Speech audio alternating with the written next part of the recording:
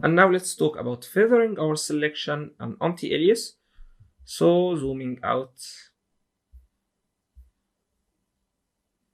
creating a new layer.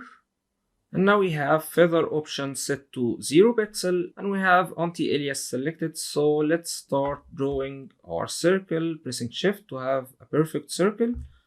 And I'm gonna be filling that one with background color, holding command or control, backspace.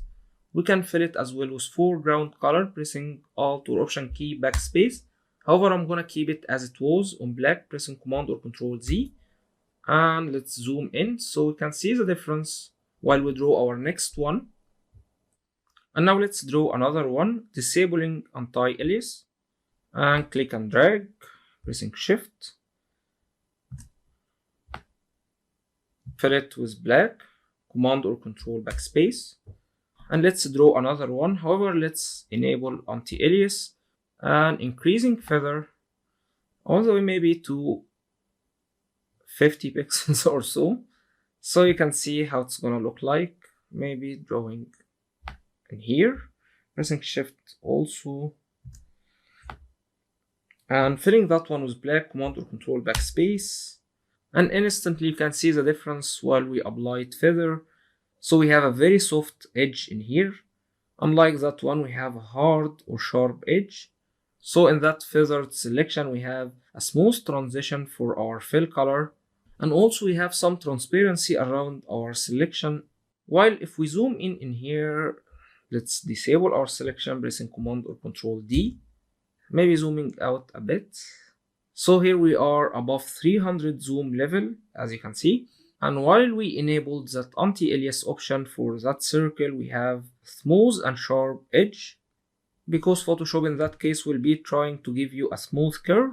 However, when we disable that option in that circle, we have a very pixeled edge. So zooming in more, you can see how it's gonna look like. So unless you're going for 80s or 90s art direction, you can keep that option on, anti-alias, while creating, of course, your selection.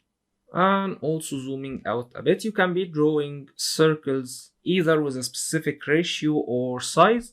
So here you have style. Now we are in normal style mode. You can be selecting either fixed ratio, so you can be drawing with 5:1 for instance, which will be giving ellipses like that. Or instead we can be selecting fixed size. Maybe you would like to draw a perfect square. So let's select rectangular marquee tool and selecting fixed size. And now it's only gonna be drawing squares with that size. So if we start drawing a new selection, it will be removing that selection. So as you can see, we have that warning in here. So pressing OK.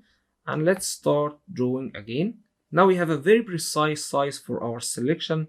Maybe that could be helpful if you're going for web design or app design or even geometric designs. So you can be very precise and sharp. So hopefully by now, guys, you have a better understanding of selections and why we need them and how we can be controlling them. And even in next videos, we're going to be discovering more about selection tools and methods. So stay tuned and I'll be seeing you.